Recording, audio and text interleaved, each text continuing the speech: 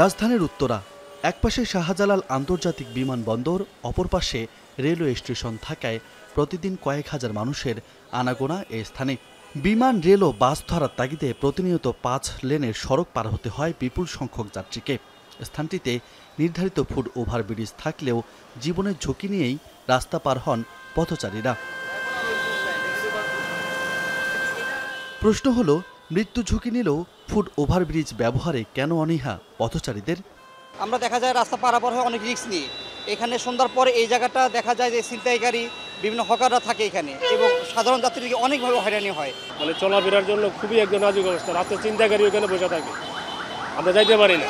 এখানে অবৈধ কর্মকাণ্ড বা অস্বাভাবিক লোকজনদের আনাগোনা আস্তানা বসে যায়।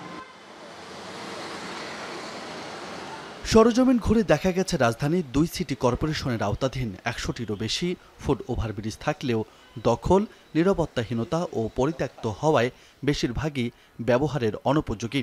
বলাকা সিনেমা হল ও পরিবাগ ব্রিজ ছিনতাইকারী ও ভাসমান যৌনকর্মীদের অভয়াশ্রম। মৎস্য ভবনের ব্রিজটিও গৃহহীনদের হাতে। বিমানবন্দর, ফার্মগেট, বনানী, যমুনা ফিউচার পার্ক সংলগ্ন ব্রিজে চলন্ত সিঁড়ি থাকলেও তা অচল পড়ে আছে দীর্ঘদিন ধরে।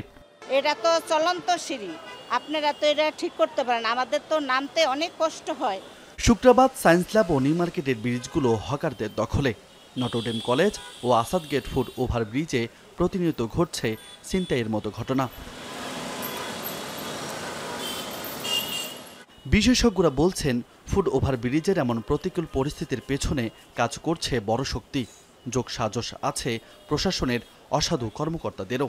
এই ফুটপাত থেকে হাজার হাজার কোটি টাকার চাঁদাবাজি হচ্ছে।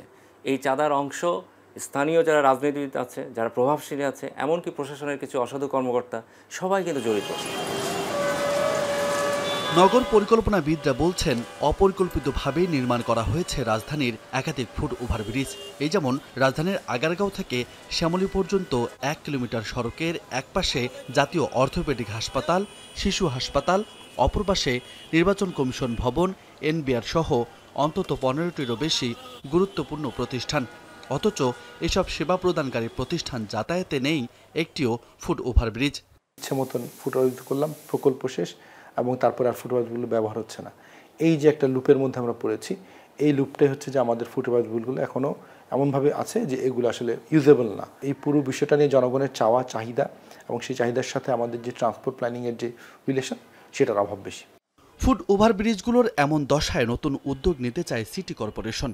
মেরামত সহ নিরাপত্তা নিশ্চিতে জনবল নিয়োগের আশ্বাস উত্তরের প্রশাসকের। উচ্ছেদ অভিযান অনেকগুলো করেছি, তো পুনর্দখল না হওয়ার জন্য আমরা চিন্তা করছি স্ট্র্যাটেজিক লোকেশনে আমরা এখন 24 ঘন্টা বিডিআর, আর্ম বিডিআর দিয়ে, মানে আনসার দিয়ে আমরা এটা রক্ষণাবেক্ষণ এবং প্রহার দেবো। এতে দুটো কাজ হবে, পুনর্দখল হবে না এবং নিরাপত্তাটা। রাজু আহমেদ, এখন, ঢাকা। আপনাকেই বলছি, ইন্স্যুরেন্স করলে সিটিতে সুরক্ষা পাবেন নিশ্চিত।